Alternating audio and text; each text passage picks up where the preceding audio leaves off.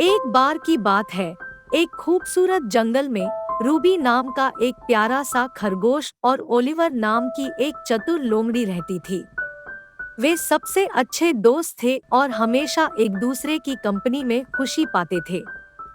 Ruby अपने मनमोहक ढीले कानों और भुलक्कड़ सफेद पूंछ के लिए जानी जाती थी, जबकि ओलिवर के पास चिकना लाल फर और उसकी आंखों में एक शरारती चमक थी। साथ में वे जंगल का पता लगाएंगे, खेल खेलेंगे और अद्भुत रोमांच साझा करेंगे। एक धूप के दिन, जब रूबी रंग-बिरंगे फूलों की घास के मैदान से गुजर रही थी, उसने जंगल के घने हिस्से में जाने वाले पंजे के निशान देखे। उसके भीतर जिज्ञासा जगी और उसने आगे आने वाले खतरे से अनभिज्ञ छापों का अनुसरण किया। ओलिवर, जो पास के एक पेड़ के नीचे सो रहा था, उठा और रूबी को जंगल में गायब होते देखा। अपने मित्र की सुरक्षा के लिए चिंतित वह हरकत में आया। अपने चतुर दिमाग से वह जानता था कि वास्तव में क्या करना है।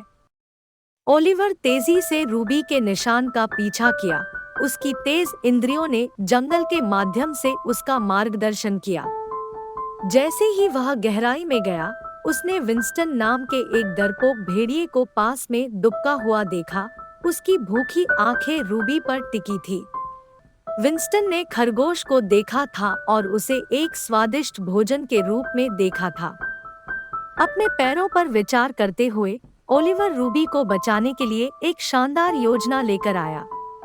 उसने विंस्टन से संपर्क किया और कहा, ओह शक्तिशाली भेड़िए, मेरे पास आपके लिए एक चुनौती है।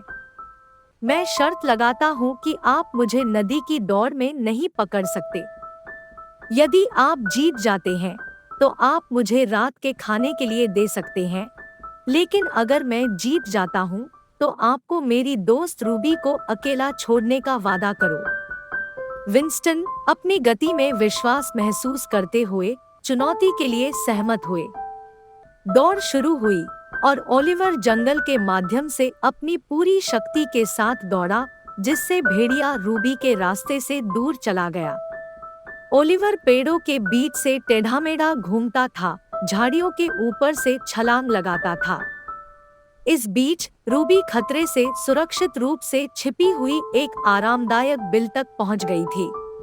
उसने बाहर झांका और ओलिवर की चतुर हरकतों को देखा। अपने त्वरित विचार मित्र के लिए प्रशंसा से भर गई। जैसे ही विंस्टन ने सोचा कि उसने ओलिवर को पकड़ लिया है, चतुर लोमड़ी ने नदी के उस पार अचानक छलांग लगा दी, जिससे भेड़िया एक तरफ फंस गया। ओलिवर ने दौड़ जीत ली थी।